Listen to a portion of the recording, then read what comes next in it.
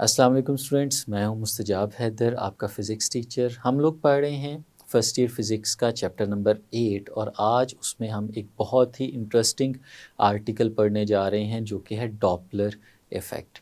हम देखेंगे आज के लेक्चर में कि डॉपलर इफ़ेक्ट क्या होता है और इसके डिफरेंट केसेस कौन कौन से हैं और उसमें से फिर हम कुछ केसेस को इन डिटेल भी डिस्कस करेंगे। तो चलें लाइट बोर्ड की तरफ चलते हैं और लेक्चर का आगाज़ करते हैं। स्टूडेंट्स, आज के लेक्चर में हम लोग पढ़ने जा रहे हैं डॉपलर इफ़ेक्ट। एक बहुत ही इंटरेस्टिंग और फंडामेंटल इफ़ेक्ट है। जब हम वेव्स की डिफरेंट प्रॉपर्टीज़ को स्टडी करते हैं तो वहाँ पे हम इसको ऑब्ज़र्व करते हैं। हमने अपनी एवरीडे लाइफ में कभी ना कभी किसी न किसी मोड पे किसी न किसी अंदाज में इस इफ़ेक्ट को ऑब्ज़र्व किया हुआ है। अब हम उसे समझेंगे और फिर उस ऑब्ज़र्व किए हुए इफ़ेक्ट है उसको यहाँ पे क्वांटाइज़ करने की भी कोशिश करेंगे। तो स्टूडेंट्स, आपने यकीनन देखा होगा या सुना होगा कि जब भी हमारे पास कोई हूटर वाली गाड़ी या कोई एम्बुलेंस या अगर आप किसी प्लेटफॉर्म पे मौजूद हैं और आपके पास आपकी डायरेक्शन में या आपसे अवे कोई ट्रेन हॉर्न देती हुई गुजर रही होती है तो हम लोग उससे जनरेट होने वाले साउंड को जब सुनते हैं तो उसकी जो पिच है साउंड की या जो फ्रिक्वेंसी है वो कांस्टेंट या यूनिफॉर्म हमें सुनाई नहीं देती। फॉर एग्ज़ाम्पल, अगर आप किसी रोड की साइड पे खड़े हुए हैं और आपके करीब से एक एम्बुलेंस गुजरती है, तो उस एम्बुलेंस से जो साउंड आप तक पहुंचता है, अगर आप उसे कीनली ऑब्ज़र्व करें तो आप देखेंगे कि उस साउंड की पिच या उस साउंड की जो फ्रीक्वेंसी है, वो सिमिलर नहीं होती। जैसे हम इसको ऑब्ज़र्व करते हैं, आप समझें कि ये अभी एक आपको एक साउंड सुनवाया जाता है, ये एक ऐसा साउंड है जो एक ऐसी एम्बुलेंस का या हूटर वाली गाड़ी का है जो आपके पास से गुज़री, आपके करीब आई और फिर आपसे दूर चली गई और उसकी जो साउंड आपने सुनी होगी, उसकी जो फ्रीक्वेंसी है वो कांस्टेंट यूनिफ़ॉर्म नहीं होगी, वो एक जैसी नहीं होगी। आपने देखा कि इनिशियली आपको ऐसा फ़ील हुआ होगा कि जो साउंड है, उसकी जो फ्रीक्वेंसी है, वो फ्रीक्वेंसी आपके पास आते-आते बढ़ती जा रही थी, इंक्रीज़ होती जा रही थी और उसके बाद आपने देखा कि वो फ्रीक्वेंसी आहिस्ता-आहिस्ता डिक्रीज़ होती हुई हमें फ़ील हुई। स्टूडेंट्स, ऐसे होता है कि जब हमारी डायरेक्शन में ये साउंड जनरेट करने वाला सोर्स मूव कर रहा होता है, तो हमें ऐसा फ़ील होता है कि जो पिच है साउंड की वो ज़्यादा हो रही है और फिर जब वो हमें क्रॉस करके हमसे आगे जाना शुरू करता है, तो वो जो साउंड की पिच है, जो उसकी फ्रीक्वेंसी है, वो हमें डिक्रीज़ होती हुई फ़ील होती है। ऐसा नहीं लगता कि एक यूनिफ़ॉर्म साउंड हम लोगों ने सुना है। ये जो इफ़ेक्ट है, इसे डॉपलर इफ़ेक्ट का नाम देते हैं। जोहान डॉपलर ने सबसे पहले इसे ऑब्ज़र्व किया और फिर हमें एक्सप्लेन भी किया। वो क्या कर रहा था कि वो डिस्टेंट स्टार से आने वाली लाइट जो थी उसे ऑब्ज़र्व कर रहा था। उसने ये देखा कि जब हम डिफरेंट स्टार से जो हमसे बहुत फासले पे मौजूद हैं, डिस्टेंट हैं, हम उनसे आने वाली लाइट को रिकॉर्ड करते हैं, उसे ऑब्ज़र्व करते हैं और फिर उसी सोर्स से जिस सोर्स से उन स्टार से लाइट जनरेट हो रही है, उसी तरह के सिमिलर सोर्स से हम लाइट जनरेट करते हैं लेबॉरेटरी के अंदर और फिर उसकी फ्रीक्वेंसी को भी देखते हैं। तो हम देखते हैं कि दोनों सोर्सेज़ तो सेम हैं, लेकिन जो फ्रीक्वेंसी हमें लाइट की नज़र आ रही है, वो फ्रीक्वेंसी डिफरेंट है। तो ये डिफरेंट फ्रीक्वेंसी हमें क्यों मिलती है? अब ये जो 2 केसेस हम लोगों ने देखे, इसमें जो पहला केस था वो साउंड की वेव्स के लिए था और जो दूसरा केस था, वो लाइट की वेव्स के लिए था। तो स्टूडेंट्स, हम लोगों ने ये देखा कि ये डिफरेंट फ्रीक्वेंसीज़ हमारे पास आती हैं। अब ये आती क्यों हैं? जोहान डॉपलर ने ही हमें ये इफ़ेक्ट समझाया। उसने कहा कि जब भी ऑब्ज़र्वर और सोर्स इन दोनों के दरमियान रिलेटिव मोशन होगी, यानी आपका ऑब्ज़र्वर सोर्स की तरफ मूव कर रहा हो या आपका सोर्स ऑब्ज़र्वर की तरफ मूव कर रहा हो, तो वो किसी भी तरह की वेव्स अगर वो जनरेट कर रहा होगा, तो उन वेव्स की जो अपेरेंट फ्रीक्वेंसी है, यानी जो ऑब्ज़र्वर तक फ्रीक्वेंसी पहुंच रही है, वो उसकी एक्चुअल जनरेटेड फ्रीक्वेंसी से डिफरेंट होगी। ये इफ़ेक्ट डॉपलर इफ़ेक्ट कहलाता है, उसी के नाम से हम इसे याद करते हैं। तो अगर इसकी स्टेटमेंट आपके सामने स्टूडेंट्स लिखी जाए तो स्टेटमेंट कुछ इस तरह की है। The apparent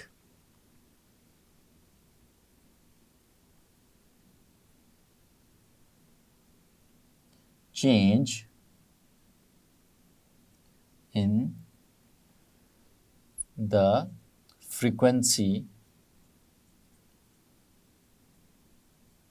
of a wave when there is relative motion between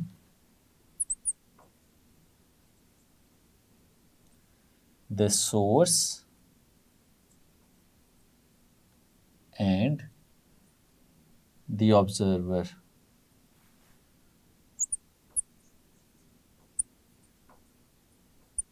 Is known as Doppler effect.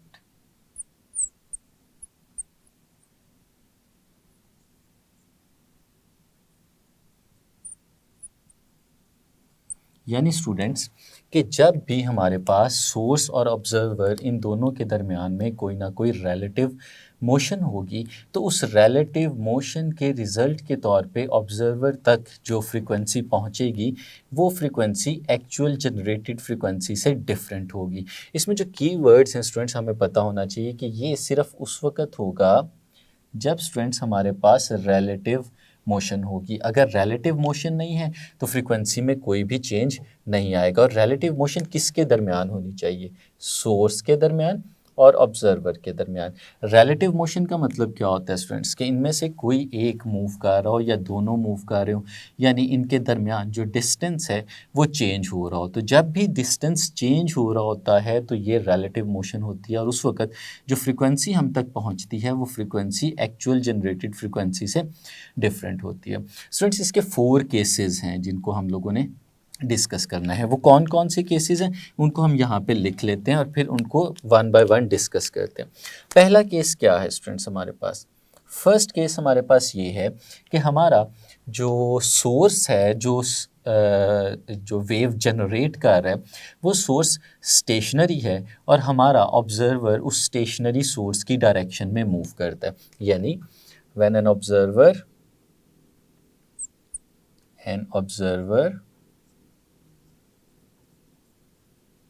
moves towards a stationary source। ये स्टूडेंट्स हमारा पहला केस होगा जिसमें हमारा सोर्स ऑफ साउंड जो है वो स्टेशनरी होगा और ऑब्जर्वर उसकी डायरेक्शन में मूव करेगा। इसका जो सेकंड केस हम लोग डिस्कस करेंगे वो है an observer moves away from a stationary source। और फिर स्टूडेंट्स हमारे पास इसका थर्ड केस है। पहले 2 केसेस में स्टूडेंट्स हमारे पास जो सोर्स है वो स्टेशनरी रहेगा और ऑब्जर्वर एक दफ़ा उसकी डायरेक्शन में मूव करेगा और एक दफ़ा उससे अवे मूव करेगा।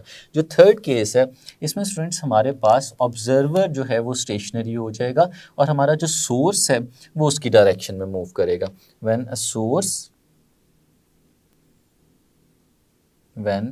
Source moves towards a stationary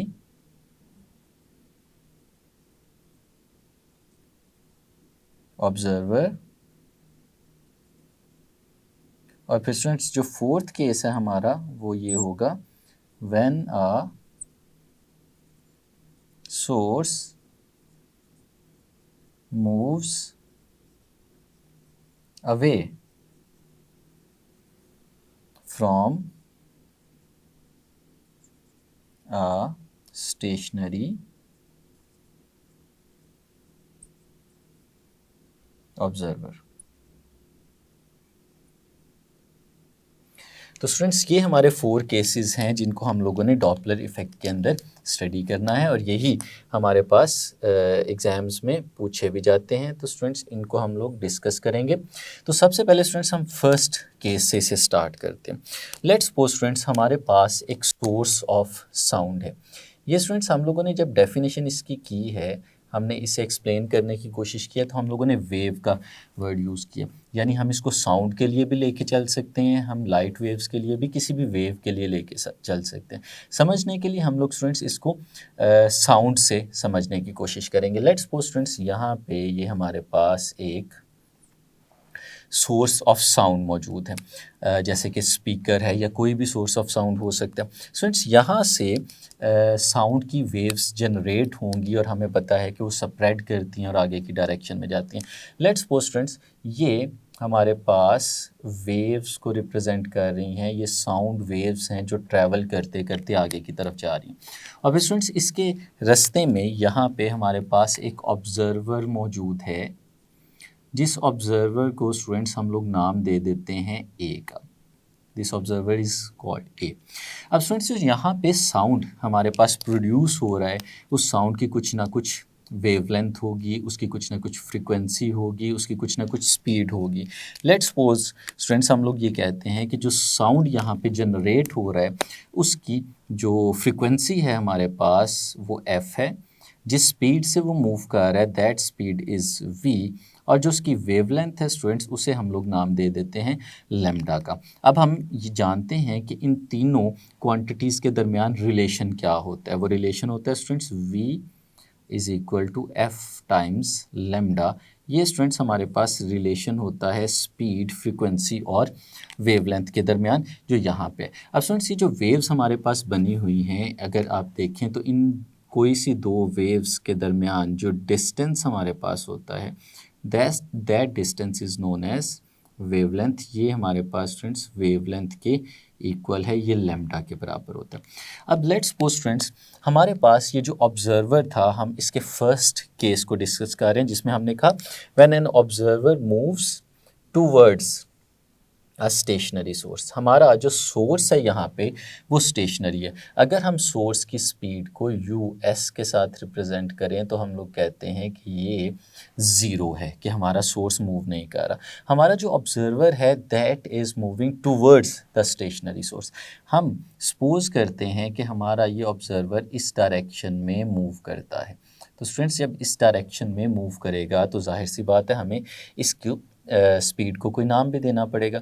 let's suppose students ये जो मूव करता है इसकी स्पीड को हम लोग नाम दे देते हैं यू ओ, जो कि ऑब्जर्वर की स्पीड है यहाँ पे। अब स्टूडेंट्स हमारा ऑब्जर्वर इस सोर्स की डायरेक्शन में मूव कर रहा है। अब दो चीज़ें यहाँ पे समझने वाली हैं कि हमारे सोर्स से जनरेट होने वाला साउंड एक डायरेक्शन में जा रहा है और हमारा ऑब्जर्वर एग्जैक्टली ऑपोजिट डायरेक्शन में मूव कर रहा है, यानी साउंड हमारे ऑब्जर्वर की तरफ आ रहा है और ऑब्जर्वर हमारे साउंड की तरफ जा रहा है। अब अगर क्वेश्चन ये उठे कि हमारा ऑब्जर्वर जो साउंड अपने तक पहुंचा रहा है वो किस वेलोसिटी के साथ अपने तक पहुंचा रहा है, तो स्टूडेंट्स इसके लिए हमें रिलेटिव वेलोसिटी के कॉन्सेप्ट को रिवाइज करना पड़ेगा।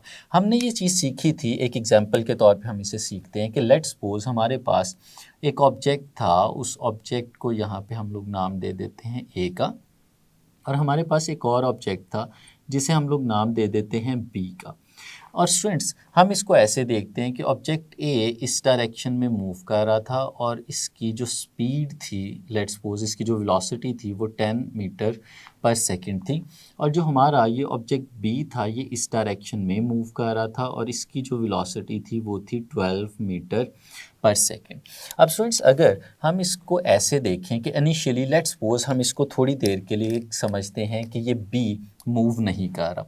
अगर बी मूव नहीं कर रहा, स्टैटिक है, रुका हुआ है, स्टेशनरी है, सिर्फ ए जो है वो बी की डायरेक्शन में 10 मीटर पर सेकंड की स्पीड से, की वेलोसिटी से मूव कर रहा है, तो हम लोग ये कह सकते हैं कि A is approaching the B with a speed और with a velocity of 10 metre पर सेकंड। लेकिन स्टूडेंट्स जब तक बी रुका है उस वक्त तक ए इतनी वेलोसिटी से बी की तरफ जा रहा है, लेकिन अगर बी भी ए की डायरेक्शन में मूव करना शुरू कर दे तो फिर हम लोग क्या कहेंगे, क्या अभी भी ए जो है वो बी की तरफ 10 मीटर पर सेकंड की वेलोसिटी से ही बढ़ रहा है? तो स्टूडेंट्स ऐसा नहीं है, ए जो है वो बी की तरफ 10 मीटर पर सेकंड की वेलोसिटी से बढ़ रहा है और बी जो है वो ए की तरफ 12 मीटर पर सेकंड की वेलोसिटी से बढ़ रहा है। तो दोनों एक दूसरे की तरफ कितनी वेलोसिटी से बढ़ रहे हैं? तो स्टूडेंट्स बहुत आसान आंसर है, हम इन दोनों को ऐड कर लेंगे, यानी हम लोग कह सकते हैं कि ए और बी इन दोनों का जो सम है वो हमारे पास है 22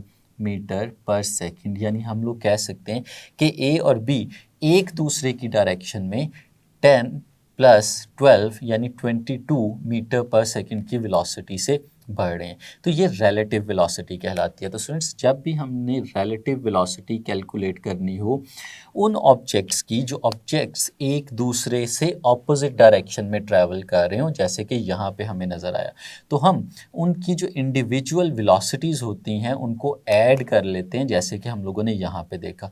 तो अगर इस केस में हम कहें और इसे जनरलाइज करें तो हम ऐसे भी कह सकते हैं कि जो रिलेटिव वेलोसिटी है हमारे पास वो velocity of A plus velocity of B इसके इक्वल होगी। यानी रिलेटिव वेलोसिटी अगर आपने कैलकुलेट करनी है ऐसे दो ऑब्जेक्ट्स के लिए जो ऑपोजिट डायरेक्शन में एक दूसरे की तरफ ट्रैवल कर रहे होंगे, तो उनकी रिलेटिव वेलोसिटी उन दोनों की इंडिविजुअल वेलोसिटीज़ के सम से मिलती है हमें।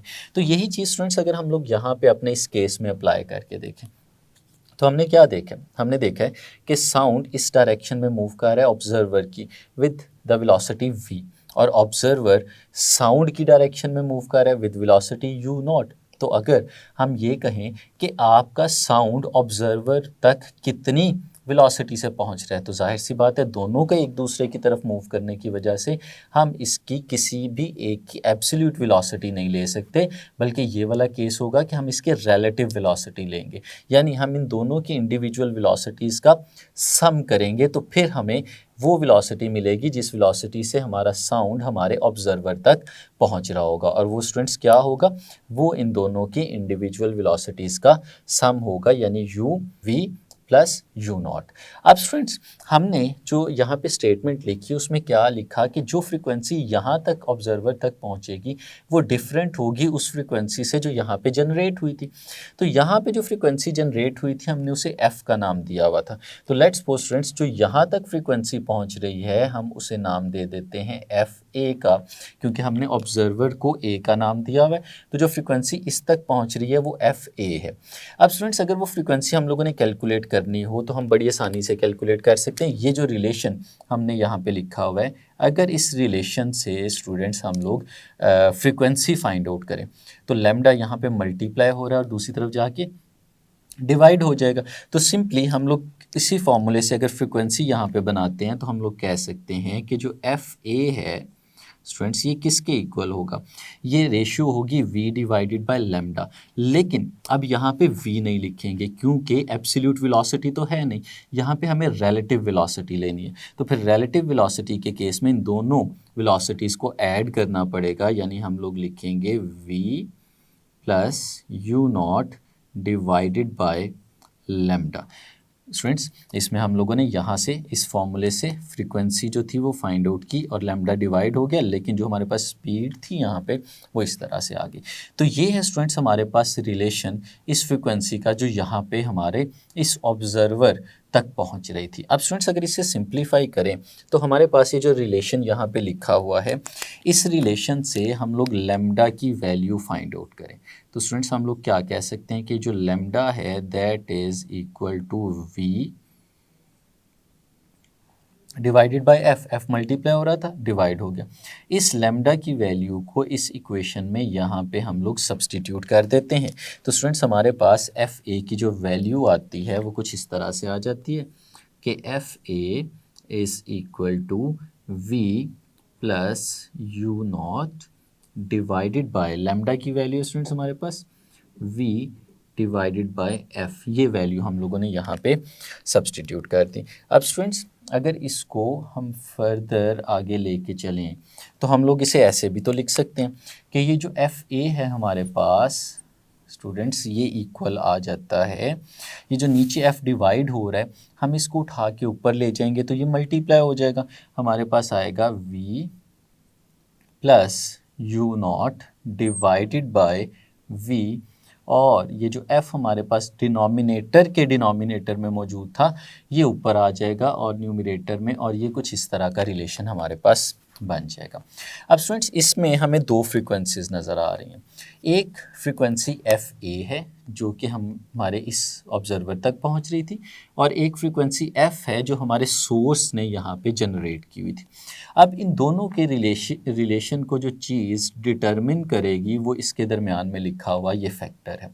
अब स्टूडेंट सबसे पहले हमें इस फैक्टर को समझना है। ये फैक्टर क्या है? लिखा हुआ है v plus you not divided by v। Students अगर आपसे एक छोटा सा क्वेश्चन यहाँ पे पूछूं कि इस फैक्टर में न्यूमरेटर और डिनोमिनेटर के दरमियान क्या रिलेशन है, यानी न्यूमरेटर ग्रेटर है या डिनोमिनेटर ग्रेटर है, तो बहुत सादा सा आंसर है। अगर हम न्यूमरेटर में देखें तो v प्लस यू नॉट लिखा है और डिनोमिनेटर में सिर्फ v लिखा हुआ है, तो न्यूमरेटर में v में कुछ ऐड हुआ है और डिनोमिनेटर में सिर्फ v लिखा हुआ है, तो इसका मतलब है न्यूमरेटर बड़ा है डिनोमिनेटर से। और जब न्यूमरेटर डिनोमिनेटर से बड़ा होता है तो हमें पता है कि इनकी डिवीजन में जो आंसर हमारे पास आता है that answer is always greater than 1। तो इसका जो आंसर हमारे पास आएगा वो 1 से बड़ा आएगा। यानी हम इसको कैसे लिख सकते हैं स्टूडेंट्स? हम कह सकते हैं कि दिस इज़ ग्रेटर देन 1, क्योंकि numerator is greater than denominator, तो आंसर हमारा 1 से बड़ा होगा। अब स्टूडेंट्स ये बड़ा ही इंटरेस्टिंग और बहुत इंपॉर्टेंट रिजल्ट हमारे पास आया। किस तरह से? स्टूडेंट्स ये आंसर 1 से बड़ा आता है। हम इसको समझने के लिए यहाँ पे एक एग्जाम्पल का सहारा ले लेते हैं। फॉर एग्जाम्पल यही इक्वेशन है, हमने कहा कि इसका आंसर 1 से बढ़ाना है, कुछ भी आ सकता है। समझने के लिए सिर्फ एग्जाम्पल के तौर पे हम कहते हैं कि इसका आंसर 3 आ गया था। अगर इसका आंसर 3 आ जाए तो हम इसे कैसे लिख सकते हैं? ये देखिएगा, मैं साइड पे लिख के दिखाता हूँ कि एफ ए, और इस पूरे को सॉल्व करके हमारे पास आंसर आ रहा है 3 और साथ में आ गया एफ। तो स्टूडेंट्स अगर रिलेशन पूछा जाए एफ़ ए और एफ़ के दरमियान क्या रिलेशन है, तो हम लोग देखते हैं कि एफ़ जो है उसको जब 3 से मल्टीप्लाई किया गया तो फिर वो एफ़ ए के इक्वल आया। इसका मतलब क्या है कि F was smaller then F A, इसलिए उसे किसी 1 से बड़े नंबर से मल्टीप्लाई करना पड़ा ताकि वो एफ़ ए के इक्वल आए। यानी ये मैथमेटिकली हम इसको ऐसे देख सकते हैं, या स्टूडेंट्स ऐसे भी देख सकते हैं। ये एफ़ मल्टीप्लाई हो रहा है 3 से, इसको इस तरफ ले आए तो डिवाइड हो जाएगा, तो F A divided by F is equal to 3।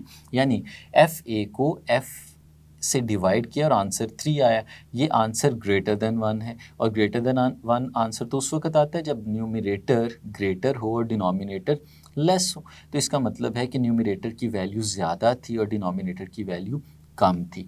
तो स्टूडेंट्स फिर पता क्या चला कि v plus V not divided by v, क्योंकि ये ग्रेटर देन 1 है, तो मैथमेटिकली हम लोग क्या कह सकते हैं कि इसमें जो एफ ए है that is greater than f। यानी इसको ऐसे लिखा जा सकता है कि F A is greater than F, और ये रिज़ल्ट हमें हमारी ये ऊपर लिखी हुई इक्वेशन बता रही है। हमने रिज़ल्ट इस इक्वेशन से डिड्यूस किए। तो स्टूडेंट्स क्या पता चला हमें? पता ये चला कि आपके ऑब्ज़र्वर तक जो साउंड पहुंच रहा था उसकी जो फ्रीक्वेंसी थी वो एक्चुअल जनरेटेड फ्रीक्वेंसी से ज़्यादा थी। जो जनरेटेड फ्रीक्वेंसी थी वो एफ़ थी, और हमारे जो ऑब्ज़र्वर ने ऑब्ज़र्व की फ्रीक्वेंसी वो एफ़ ए थी, और F A is greater than F. तो ये रिज़ल्ट हमें याद रखना है, और इसको यहाँ पे हम मेंशन भी कर लेते हैं कि when observer moves towards stationary source, तो जो फ्रीक्वेंसी वो सुनता है वो फ्रीक्वेंसी जनरेटेड फ्रीक्वेंसी की निस्बत ज़्यादा होती है। अब ये ज़्यादा होती क्यों है स्टूडेंट्स? इसको हम वैसे भी फिज़िकली भी ऑब्ज़र्व कर सकते हैं। ये जो आपको वेव्स नज़र आ रही हैं, ये वेव्स अगर हमारे स्टेशनरी सोर्स की डायरेक्शन में मूव करें तो हमें पता है फ्रीक्वेंसी किसे कहते हैं। फ्रीक्वेंसी कहते हैं कि एक यूनिट टाइम में कितनी वेव्स एक स्पेसिफिक पॉइंट से पास करके आगे जा रही हैं। तो स्टूडेंट्स अगर ये वेव्स मूव करते हुए आगे तक जा रही हैं और हमारे स्टेशनरी सोर्स है यानी ऑब्जर्वर स्टेशनरी है, तो एक सर्टन अमाउंट ऑफ वेव्स इससे पास करके आगे जाएंगी। अब आप इसे इमेजिन करें कि हमारा ये ऑब्जर्वर भी इस डायरेक्शन में मूव करना शुरू कर देता है, तो जितनी वेव्स इसको पहले क्रॉस कर रही थी यूनिट टाइम के अंदर, अब जब ये उनकी डायरेक्शन में मूव कर रहे हैं तो क्योंकि मूवमेंट ज़्यादा होगी तो जो वेव्स इसको यूनिट टाइम में पास कर रही हैं वो पहले से ज़्यादा हो जाएंगी, तो मतलब फ्रीक्वेंसी इंक्रीज़ हो जाएगी। तो ये रिज़ल्ट स्टूडेंट्स हम लोग यहाँ पे मेंशन कर लेते हैं कि अगर ऑब्जर्वर एक स्टेशनरी सोर्स की तरफ मूव करता है तो जो फ्रीक्वेंसी उस तक पहुंचती है वो जनरेटेड फ्रीक्वेंसी से ज़्यादा होती है। ये हमारा फर्स्ट रिज़ल्ट है। स्टूडेंट्स, इसका दूसरा केस अब डिस्कस करते हैं। पहले केस में तो हम लोगों ने देख लिया कि ऑब्जर्वर जो था वो स्टेशनरी सोर्स की तरफ मूव कर रहा था। अब स्टूडेंट्स दोबारा से इमेजिन करें कि हमारे पास ये एक सोर्स ऑफ साउंड है कुछ इस तरह से, और इस सोर्स ऑफ साउंड से हमारे पास साउंड जनरेट हो रहा है। और लेट्स सपोज स्टूडेंट्स वो साउंड हम कुछ इस तरह से वेव्स की फॉर्म में रिप्रेजेंट करते हैं। ये हमारे पास साउंड की वेव्स हैं जो ट्रैवल करते करते आगे की तरफ मूव कर रहे हैं। और ये जो साउंड जनरेट हुआ है, इस साउंड की जो स्पीड है उसे हम v के साथ रिप्रेजेंट करते हैं, और इसकी जो फ्रीक्वेंसी है वो f है, और इसकी जो वेवलेंथ है वो लैम्डा है, और इनके दरमियान रिलेशन वही है v is equal to f times lambda. ये स्टूडेंट्स हमारे पास इसका रिलेशन आ गया। अब स्टूडेंट्स इस रिलेशन को हम अभी थोड़ी देर पहले भी देख चुके हैं, इसी से हम आगे चलेंगे। अब लेट्स वो स्टूडेंट्स हमारे पास यहाँ पे ऑब्जर्वर इस वक्त मौजूद है। ये इस ऑब्जर्वर को हम लोग नाम दे देते हैं ऑब्जर्वर बी का। और स्टूडेंट्स हमारा इस दफ़ा ये जो ऑब्जर्वर है ये हमारे सोर्स ऑफ साउंड से अवे मूव कर रहा है। ये स्टूडेंट्स इस डायरेक्शन में मूव करता है, और इसकी जो वेलोसिटी है उसे हम यू ओ का नाम दे देते हैं। यानी अब हमारा ऑब्जर्वर सोर्स से अवे मूव कर रहा है। अब स्टूडेंट्स अगर ये अवे मूव कर रहा है तो सोर्स इसकी डायरेक्शन में साउंड को भेज रहा है, और ये उस साउंड से आगे मूव करता जा रहा है। अब अगर इस केस में भी हमें साउंड की वो रिलेटिव वेलोसिटी कैलकुलेट करनी हो जो वेलोसिटी इस तक पहुंच रही है, तो उसका मेथड क्या है? जैसे हमने पहले एक एग्जांपल ली थी उसी तरह की एक एग्जांपल यहाँ पे भी लेते हैं। लेट्स सपोज स्टूडेंट्स हमारे पास यहाँ पे एक ऑब्जेक्ट है जो ए है, और हमारे पास एक और ऑब्जेक्ट है जो कि ऑब्जेक्ट बी है। लेट्स सपोज हमारा जो ऑब्जेक्ट ए है वो बी की डायरेक्शन में मूव करता है, और इसकी जो स्पीड है, इसकी जो वेलोसिटी है वो 12 मीटर पर सेकंड है। तो हमारे पास इस वक्त अगर बी रेस्ट की स्टेट में होगा तो हमारा जो ए है वो बी की डायरेक्शन में मूव करेगा विथ 12 मीटर पर सेकंड। लेकिन स्टूडेंट्स अगर हमारा बी भी इसी डायरेक्शन में आगे की तरफ मूव करना शुरू कर दे, और इसकी जो वेलोसिटी है वो 10 मीटर पर सेकंड हो, तो स्टूडेंट्स अब अगर हम बात करें कि हमारा ए जो है वो बी को कितनी वेलोसिटी से अप्रोच कर रहा है, तो स्टूडेंट्स 10 मीटर पर सेकंड से तो बी वैसे ही आगे जा रहा है, और 12 मीटर पर सेकंड से ए बी की डायरेक्शन में जा रहा था। तो इसका मतलब क्या हुआ कि 10 मीटर पर सेकंड तो बैलेंस हो जाएगा। यानी अगर हम ये कहें कि ए बी की डायरेक्शन में कितनी वेलोसिटी से जा रहा है, तो वो स्टूडेंट्स 2 मीटर पर सेकंड है। यानी A is approaching B with a velocity of 2 metre पर सेकंड, और इसे हम रिलेटिव वेलोसिटी कहते हैं। और ये कैसे कैलकुलेट होती है? जब भी स्टूडेंट्स दो ऑब्जेक्ट्स एक ही डायरेक्शन में मूव कर रहे हो, जैसे कि यहाँ पे हमें नज़र आ रहा है, अगर हम इसकी वेलोसिटी को वी ए का नाम दे दें और इसकी वेलोसिटी को वी बी का नाम दे दें, तो जो स्टूडेंट्स रिलेटिव वेलोसिटी यहाँ पे हम लोग निकालेंगे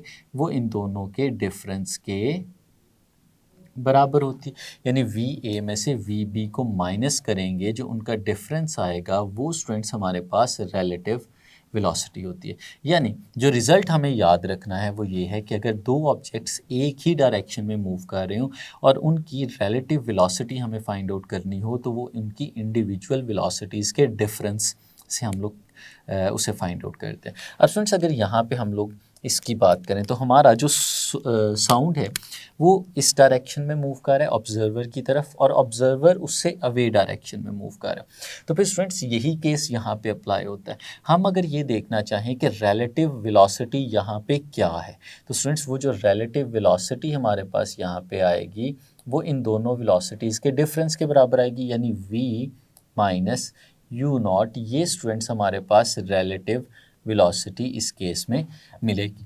तो स्टूडेंट्स अगर हम लोग यहाँ पे फ्रीक्वेंसी की बात करें, तो जो फ्रीक्वेंसी हमारे इस ऑब्जर्वर तक पहुँच रही है हम उस फ्रीक्वेंसी को नाम दे देते हैं एफ बी का। और फिर स्टूडेंट्स अगर हम वो एफ बी यहाँ से कैलकुलेट करना चाहें तो वो कैसे कैलकुलेट कर सकते हैं? हम लोग जानते हैं स्टूडेंट्स कि जो हमारे पास फ्रीक्वेंसी है जब वो कैलकुलेट करनी हो तो स्टूडेंट्स वो रेशियो होती है from this formula we can say that it is the ratio of velocity divided by wavelength. और इस केस में जो वेलोसिटी है वो रिलेटिव है, और वो रिलेटिव वेलोसिटी हमारे पास v माइनस यू नॉट के बराबर है। और इसे डिवाइड किस पे करेंगे स्टूडेंट्स? इसे डिवाइड करेंगे हम लोग लैम्डा के साथ। तो स्टूडेंट्स ये हमारे पास रिलेशन आ जाता है। अब इस रिलेशन में ही अगर स्टूडेंट्स हमें इस लैम्डा की वैल्यू फाइंड आउट करनी हो, जैसे हमने अभी प्रीवियस केस में भी किया था, तो यहाँ से अगर हम लोग स्टूडेंट्स लैम्डा की वैल्यू फाइंड आउट करेंगे तो वो किसके इक्वल आएगी? वो वैल्यू आएगी v डिवाइडेड बाय एफ। ये एफ इस तरफ जाके डिवाइड हो जाएगा। तो स्टूडेंट्स ये वैल्यू हम लोग अपने इस एक्सप्रेशन में यहाँ पे सब्सटीट्यूट करके देखते हैं हमारे पास क्या बनता है। तो स्टूडेंट्स एफ बी हमारे पास आएगा v minus U not divided by, ये जो लैम्डा स्टूडेंट्स हम लोगों ने यहाँ पे लिखा हुआ है, इस लैम्डा की जगह इसकी ये वाली वैल्यू सब्सटीट्यूट करें तो हमारे पास आ जाएगा v डिवाइडेड बाय एफ। कुछ इस तरह का रिलेशन स्टूडेंट्स हमारे पास यहाँ पे बन जाएगा। और फिर स्टूडेंट्स अगर इसी को हम लोग फर्दर आगे लिखना चाहें तो हम लोग किस तरह से लिख सकते हैं, देखिएगा ज़रा स्टूडेंट्स। इस केस में हम लोग इसी रिलेशन को थोड़ा सा रीअरेंज करके लिखने जा रहे हैं। जो f यहाँ पे डिनोमिनेटर में डिवाइड हो रहा था, हम इसे उठा के ऊपर ले आते हैं। तो देखिएगा F B is equal to v minus U not divided by v, और स्टूडेंट्स जो नीचे f था ये इधर आके इसके साथ मल्टीप्लाई हो जाएगा। अब स्टूडेंट्स ये बड़ा ही इम्पोर्टेंट रिलेशन बना, जैसे हम लोगों ने कुछ देर पहले एक रिलेशन देखा था उसी नौइयत का। अब स्टूडेंट्स इसमें अगर हम एफ बी और एफ के दरमियान रिलेशन फाइंड आउट करना चाहें तो वो जो रिलेशन है वो बेसिकली हमें पता चलेगा इस फैक्टर से जिसके गिर्द ब्रेसेस ब्रैकेट्स लगी हुई हैं, ये वाला फैक्टर। अब इस फैक्टर को सबसे पहले हम लोग देखते हैं कि ये फैक्टर क्या है, v minus U not divided by v। अब स्टूडेंट्स अगर इस फैक्टर में हम लोग ये देखें कि न्यूमरेटर बड़ा है या डिनोमिनेटर बड़ा है, तो स्टूडेंट्स हम लोग देख सकते हैं कि न्यूमरेटर में v में से u नॉट सब्ट्रैक्ट किया जा रहा है और फिर वो v पे डिवाइड हो रहा है। इसका मतलब है न्यूमरेटर जो है वो डिनोमिनेटर से छोटा हो गया, यानी ये जो एक्सप्रेशन हमें नज़र आ रहा है this expression is less then 1, क्योंकि numerator is smaller than denominator. अब स्टूडेंट्स अगर ये स्मॉलर है तो ये जो रिलेशन, ये जो इक्वेशन हमारे पास है, हम इसको एक एग्जांपल से समझ लेते हैं। किस तरह से? लेट्स सपोज स्टूडेंट्स कि एफ बी और ये जो फैक्टर हमें यहाँ पे नज़र आ रहा है, हमने कहा ये 1 से छोटा है, तो 1 से छोटी तो बहुत सारी वैल्यूज़ हो सकती हैं, 1/2, 1/3, 1/4, कोई भी वैल्यू हो सकती है। लेट्स सपोज स्टूडेंट्स उन्हीं में से हम एक वैल्यू ले लेते हैं 1/3 समझने के लिए सिर्फ, और ये आ गया हमारे पास f। अब स्टूडेंट्स अगर इसको गौर से देखें तो ये एक्सप्रेशन हमें क्या बता रहा है? ये एक्सप्रेशन हमें बता रहा है कि f कोई एक वैल्यू थी जिसे 3 से डिवाइड किया गया, वो फिर एफ बी के इक्वल आ गई। यानी स्टूडेंट्स इसका मतलब क्या है कि f की वैल्यू काफ़ी बड़ी थी, इसलिए इसे 3 से डिवाइड करना पड़ा ताकि वो एफ बी के इक्वल आ जाए, यानी F B was smaller than F. तो इसका मतलब है कि इससे हम लोग क्या रिलेशन लिख सकते हैं? इससे हम लिख सकते हैं कि हमारा एफ बी जो था ये छोटा था और f बड़ा था। तो यही चीज़ तो स्टूडेंट्स यहाँ पे है, क्योंकि ये जो ब्रैकेट के अंदर वाली वैल्यू हम देख रहे हैं वो अंदर वाली वैल्यू हमारे पास लेस देन 1 है। तो इससे रिज़ल्ट क्या बनता है? इससे रिज़ल्ट स्टूडेंट्स हमारे पास ये बनता है कि F B is less than F. यानी क्या पता चला हमें स्टूडेंट्स? ये पता चला कि जो फ्रिक्वेंसी हमारे ऑब्ज़र्वर तक पहुंची, जो हमारे ऑब्ज़र्वर ने ऑब्ज़र्व की, वो जनरेटेड एक्चुअल फ्रिक्वेंसी की निस्बत कम थी, उससे छोटी थी। तो स्टूडेंट्स ये हमारे पास सेकंड केस यहाँ पे आ गया, यानी कि जब हमारे पास ऑब्ज़र्वर हमारे स्टेशनरी सोर्स से अवे मूव करता है तो उस वक़्त जो फ्रीक्वेंसी वो सुनता है, जो फ्रीक्वेंसी वो ऑब्ज़र्व करता है, वो फ्रीक्वेंसी अपेरेंट फ्रीक्वेंसी के निस्बत कम होती है, उसकी वैल्यू कम होती है, छोटी होती है। तो ये दो केसेस हैं। यहाँ पे एक और इन्फॉर्मेशन भी है स्टूडेंट्स जो हमें याद रखनी है, मैं यहाँ पे लिख भी देता हूँ। इन दोनों केसेस में स्टूडेंट्स हम लोगों ने देखा कि ये जो आपको नज़र आ रहा है स्टूडेंट्स, ये है वेवलेंथ, यानी कोई सी दो वेव्स के दरमियान जो डिस्टेंस होता है, जो फासला होता है, वो वेवलेंथ होती है। अब स्टूडेंट्स अगर हम फ्रीक्वेंसी को फिज़िकली देखें तो जितनी वेव्स पास करेंगी हमारे ऑब्जर्वर से यूनिट टाइम के अंदर, हम उसे ही फ्रीक्वेंसी कहते हैं। अब ये वेव्स इसको पास करके आगे चली जाएंगी, लेकिन अगर ये भी आगे की तरफ जा रहा होगा स्टूडेंट्स, मूव कर रहा होगा, तो जो वेव्स स्टैटिक पोजीशन में इससे पास करनी थी यूनिट टाइम में, अब उसकी निस्बत कम पास करेंगी, क्योंकि ये भी वेव्स की डायरेक्शन में ही आगे मूव कर रहा है। तो फिज़िकली भी हमें नज़र आ जाता है कि ये फ्रीक्वेंसी कम हो जाती है। लेकिन स्टूडेंट्स एक चीज़ बहुत इम्पोर्टेंट है जो अगले दो केसेस को समझने में हमें मदद देगी। वो क्या है कि अगर आपका सोर्स स्टेशनरी हो, तो चाहे ऑब्जर्वर सोर्स की डायरेक्शन में मूव कर रहा हो या सोर्स से वेव मूव कर रहा हो, दोनों केसेस में जो वेवलेंथ है वो चेंज नहीं होती। जो चीज़ चेंज होती है वो सिर्फ फ्रीक्वेंसी है। तो इसको याद रखना है स्टूडेंट्स हमने। When source is stationary, when source is stationary, then wavelength